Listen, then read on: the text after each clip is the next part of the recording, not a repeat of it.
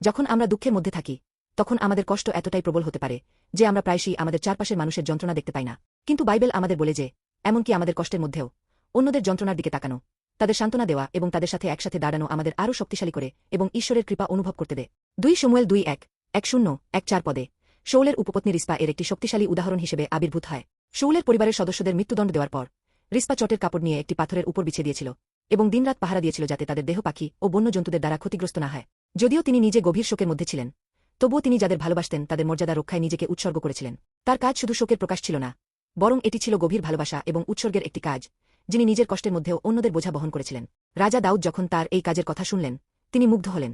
তিনি শাউল এবং জোনাথনের হাড় সংগ্রহ করলেন এবং নিশ্চিত করলেন যে তারা শাউলের পিতা কিসের সমাধিতে যথাযথভাবে সমাহিত হয়। যদিও শাউল তার শত্রু ছিল, দাউদ তাদের সম্মান দেখিয়ে তাদের পরিবারের সাথে সমাধিস্থ করার জন্য অনুগ্রহ দেখিয়েছিলেন। এই কাজ ঈশ্বরের ন্যায়বিচার এবং করুণার প্রতিফলন ছিল এবং বাইবেলে লেখা আছে, তারপর ঈশ্বর দেশের জন্য প্রার্থনা শুনলেন। ঈশ্বরের কৃপা ন্যায়বিচার প্রতিষ্ঠিত হওয়ার পরে আসে, যা মানুষ এবং দেশ উভয়ের জন্য পুনরুদ্ধার নিয়ে আসে। রিস্পার উৎসর্গ এবং দাউদের অনুগ্রহপূর্ণ কাজ আমাদের যিশুর ক্রুশের কথা মনে করিয়ে দেয়। যিশু আমাদের যন্ত্রণা এবং কষ্ট বহন করেছিলেন, ক্রুশের যন্ত্রণা সহ্য করেছিলেন। আমাদের পাপ এবং দুর্বলতা জেনেও তিনি আমাদের সাথে কষ্ট ভোগ করতে বেছে নিয়েছিলেন। তার মৃত্যু এবং পুনরুত্থানের মাধ্যমে ঈশ্বরের কৃপার পথ খুলে গেছে।